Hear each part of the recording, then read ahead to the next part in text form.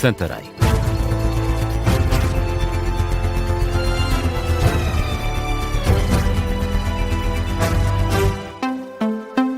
Jornal das 7 com a edição de Carla Jorge de Carvalho. Carla, começamos com o discurso de Donald Trump. O presidente dos Estados Unidos reforça que a guerra no Médio Oriente está quase a chegar ao fim, mas avisa que, até lá, as tropas norte-americanas ainda vão atacar o Irão com extrema força. Nas próximas 2 a 3 semanas é o prazo apontado por Donald Trump para que os ataques aconteçam. O aviso é deixado pelo presidente dos Estados Unidos num discurso de cerca de 20 minutos à nação, feito a partir da Casa Branca.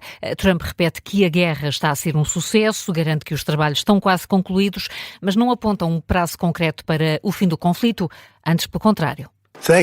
Graças aos progressos que alcançamos, posso afirmar que estamos no bom caminho para concretizar todos os objetivos militares dos Estados Unidos em breve, muito em breve.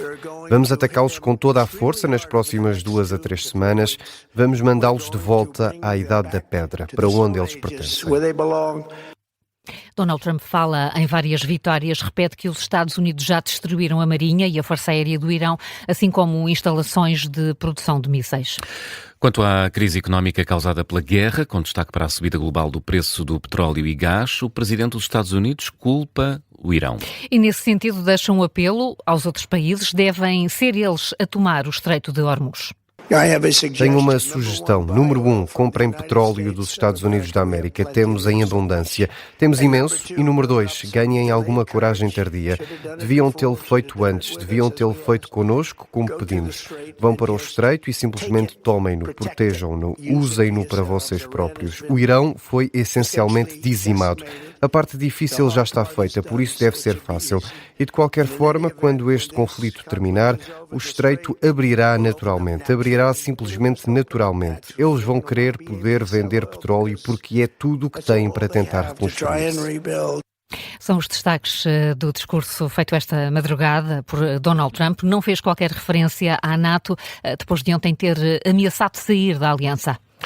Na análise a este discurso, a especialista em relações internacionais Helena Ferro Gouveia considera que o discurso de Donald Trump não trouxe nada de novo a nível de conteúdos. E destaca também a ambição dos prazos definidos que podem ser complicados de cumprir. Entramos numa nova era onde a questão da projeção de força e a capacidade de usar a força, nós não gostamos disso porque ninguém gosta de conflitos, mas esta é a realidade onde nós estamos e Donald Trump compreendeu como ninguém. E, portanto, ele fez, ou teve a coragem de fazer aquilo que nenhum outro fez, portanto, tentando aqui debelar uma ameaça. Se isto vai funcionar ou não, teremos que ver mais à frente. Mas, pelo menos, há aqui uma tentativa de resolver um problema que não diz só respeito à região e que não diz só respeito ao principal aliado dos Estados Unidos neste conflito, que é Israel. A análise de Helena Ferro Gouveia ao discurso de Donald Trump. A especialista em relações internacionais considera ainda que é pouco provável que a saída dos Estados Unidos da NATO venha de facto a acontecer. Vamos voltar a este tema já a seguir no Gabinete de Guerra, hoje com a análise do investigador Francisco Proença Garcia. E Carla, o Parlamento celebra esta manhã, numa sessão solene, os 50 anos da aprovação da Constituição da República Portuguesa. Até agora o texto da lei fundamental foi alterado 7 vezes. E numa altura em que o Chega já anunciou a intenção de abrir um novo processo de revisão. A Constituição Portuguesa entrou em vigor no dia 25 de abril de 1976, mas foi um pouco antes, no dia 2, que foi aprovada, apenas com os votos contra do CDS. As primeiras revisões constitucionais que se seguiram vieram adaptar o país aos princípios da economia de mercado. Vasco Maldonado Correia. Em meio século, 7 alterações. A primeira revisão, em 1982, vai reduzir a carga ideológica da Constituição e deu mais espaço à iniciativa privada na economia. Ficava extinto o Conselho de Revolução, que dava lugar a 2 novos órgãos, o Tribunal Constitucional e o Conselho de Estado. A segunda revisão chegou em 89, foram eliminadas referências diretas à reforma agrária e as nacionalizações deixaram de ser irreversíveis. Foi também neste ano que se abriu a possibilidade de referendos, ficou consagrado o direito ao acesso tendencialmente gratuito ao Serviço Nacional de Saúde.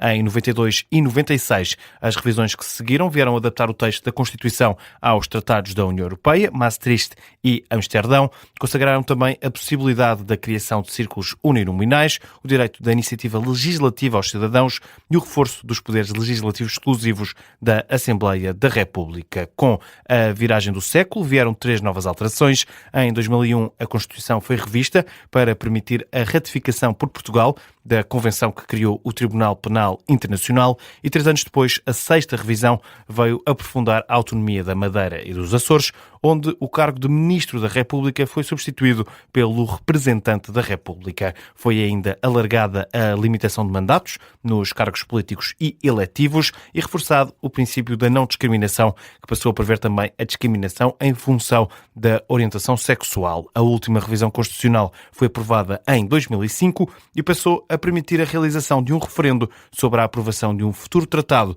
que vise a construção e o aprofundamento da União Europeia.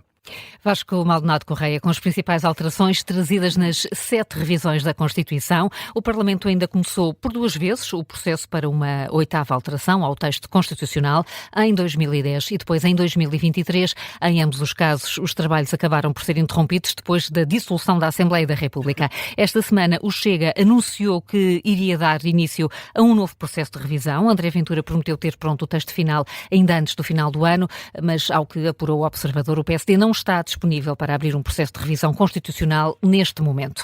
E o antigo líder do PSD e candidato presidencial Luís Marques Mendes também defende que não é necessária uma revisão constitucional ampla e profunda. É num depoimento ao Jornal Público, Marques Mendes discorda do Chega e da Iniciativa Liberal, entende que neste momento não há reforma económica, social ou do sistema político que necessite de uma revisão da Constituição. Basta vontade de mudar e alerta que se avançar para um processo de revisão da Constituição, isso só vai ajudar a alimentar um combate político estéril, quiçá populista e radical, diz Marques Mendes, sem gerar qualquer solução estrutural para o país. E por causa da sessão solene que vai decorrer no Parlamento, hoje o Contracorrente começa mais cedo, vai para o ar às 9h30, às 10 acompanhamos em direto os trabalhos da Assembleia da República.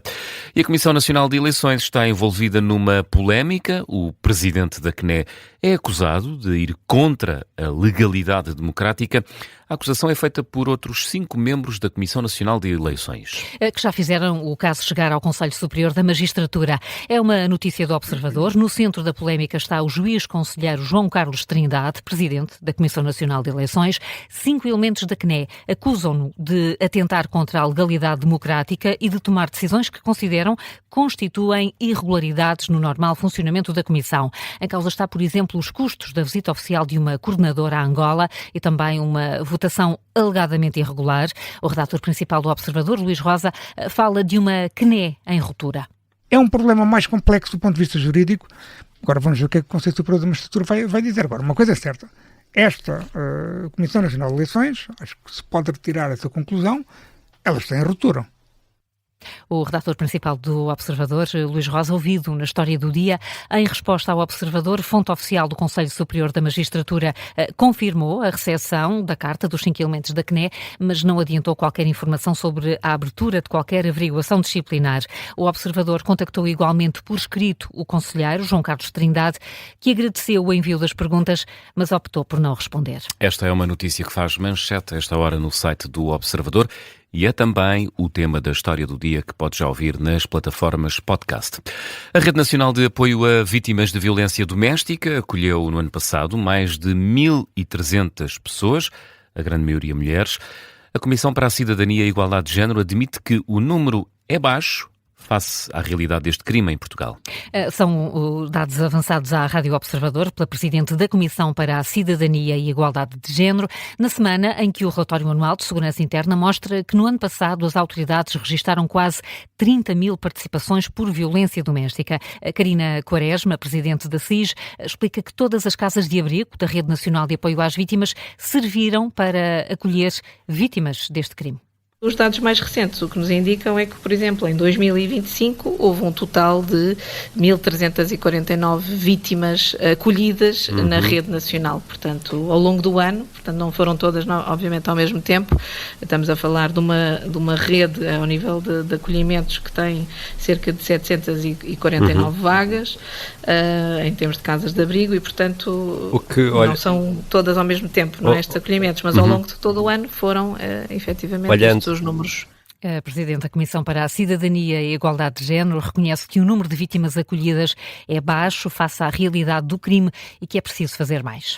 Ainda sobre este tema, o PAN vai voltar a levar à Assembleia da República a proposta para autonomizar o crime de feminicídio no Código Penal Português. Já tinha tentado em fevereiro deste ano. O projeto de lei foi rejeitado com votos contra do PSD, PS, IL e CDS-PP e a abstenção do Chega, PCP e Bloco de Esquerda. Mas Inês Sousa Real, a porta-voz do PAN, avança à Rádio Observador que vai voltar a levar esta proposta à Assembleia. O PAN defende que, efetivamente, o Código Penal, tendo em conta a finalidade preventiva que se espera que o mesmo tenha, possa reconhecer o crime de feminicídio, porque há um crime de género, de ódio contra as mulheres que efetivamente está a acontecer no nosso país e se queremos que tenha um caráter mais preventivo, mais dissuasor, tem que ser tratado como o fenómeno criminal que é. E se não lhe dermos também a este crime uma roupagem feminina, sabemos que infelizmente depois, quer na sua aplicação, quer naquilo que possa ser o caráter dissuasor do mesmo, acaba por ter menor eficácia. Basta vermos o número de penas suspensas que o nosso país tem tido no caso da violência doméstica ou de mera multa, para perceber que alguma coisa está a falhar redondamente na proteção das vítimas. A porta-voz do PAN afirma que esta deve ser uma prioridade de todo o país. A violência doméstica é o tema do Onde Para o Caso da Rádio Observador. É um programa para ouvir na íntegra mais logo, depois do Jornal das 5, na Tarde Política. Para já, Carla, e numa altura em que passam 11 minutos das 7 da manhã, que outras notícias estão em destaque a esta hora? O fim de semana prolongado de Páscoa vai ter muitos constrangimentos nas urgências do SNS. Amanhã estão fechadas 4, no sábado são 5 e no domingo o número sobe para 6. Os encerramentos verificam-se sobretudo nas especialidades de ginecologia e obstetrícia, mas também de pediatria. Acontecem fora da Grande Lisboa, hospitais de Portimão, Torres Vedras, Santarém, Aveiro, Coimbra e Caldas da Rainha. O prazo para a entrega de propostas para a privatização da TAP termina hoje. Até agora houve interesse de 3 grupos de aviação. O Governo prevê a alienação de até 44,9% do capital da TAP, com mais 5% reservado aos trabalhadores. Os condutores de tuk-tuk vão fazer hoje uma marcha lenta em Sintra, vão contestar as novas regras de estacionamento na vila para estes veículos, regras que entraram em vigor esta semana. A manifestação é convocada pela Associação Nacional de Condutores de Animação Turística. E os tripulantes da missão Artemis já estão no espaço. And here we go.